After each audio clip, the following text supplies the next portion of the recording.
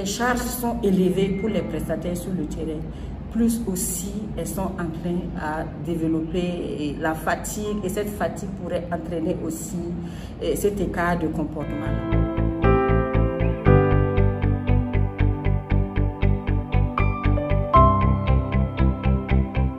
Les violences obstétricales et gynécologiques, je dirais que c'est une thématique qui est d'actualité. Voilà, et c'est vraiment déplorable parce que c'est un fait qui a vraiment des conséquences négatives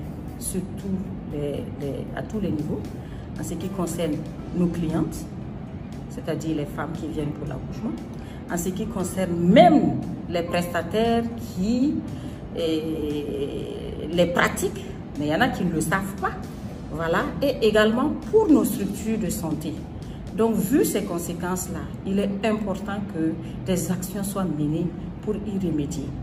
Alors, parce que quand on parle de violences obstétricales, les violences obstétricales ont à plusieurs niveaux. Alors, il y a les actes et les comportements perpétrés envers une cliente ou une femme en travail et qui peut ou qui pourrait porter préjudice pour sa santé psychologique, physique, mentale, et ces actes-là perpétrés par des agents de santé, voilà, en maternité surtout. Donc, ces actes-là, il y a plusieurs types de violences obstétricales.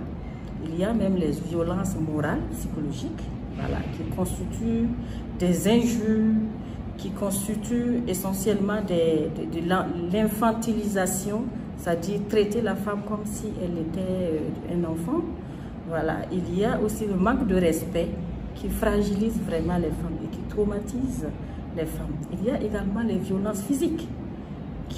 Ces violences-là, il y a les sévices corporels. Et il y a aussi le fait de refuser même d'administrer un médicament, nous on l'appelle les médicaments contre les douleurs. Je prends par exemple, quand on fait l'épisio pendant l'accouchement, on augmente et après, pour refermer, pour faire la suture, alors pour des soins compatissants, demande à ce qu'on puisse anesthésier avant de réparer. Mais malheureusement, on constate qu'il y a des prestataires qui, après une épisiotomie, font la réparation sans pour autant calmer la douleur avant de le faire. Tout ça, ça constitue des violences physiques. Il y a également des violences institutionnelles. Souvent, ce n'est pas dû forcément au prestataire, mais c'est dû à l'institution même. Et les formations sanitaires, c'est-à-dire que nous avons des protocoles qui sont systématiques et qui n'amènent pas trop à réfléchir. Ça, ce sont des violences. Nous avons également l'insuffisance également des prestataires qui entraînent les surcharges. Plus les charges sont élevées pour les prestataires sur le terrain, plus aussi elles sont enclines à développer la fatigue, et cette fatigue pourrait entraîner aussi cet écart de comportement-là. Au niveau de l'association, il faut dire qu'on a pris conscience, parce que nous sommes surtout les acteurs même du premier niveau même en maternité, et même les médias un peu partout on en parle. Voilà, donc nous avons pris conscience et nous menons des actions en faveur du changement, en tout cas des prestataires de maternité. Essentiel, je vous le disais tantôt que l'association est représentée dans toutes les 13 régions. Donc chaque bureau régional est appelé à mener des sensibilisations auprès des prestataires de santé, à travers les formations continues même que le ministère organise. Voilà, et il y a des modules à l'intérieur, surtout les modules concernant les soins du nouveau-né et néonatal et obstétrical. Il y a des modules qui sont développés concernant les soins compatissants pour amener les prestataires à offrir les services, les soins en utilisant en tout cas les soins compatissants. Et au niveau de l'association, nous avons on s'est approprié de ces directives-là que nous utilisons lors de nos sensibilisations auprès de nos prestataires, sensibiliser, et également puisque l'association a des mentors, et ces mentors-là permanemment sur le terrain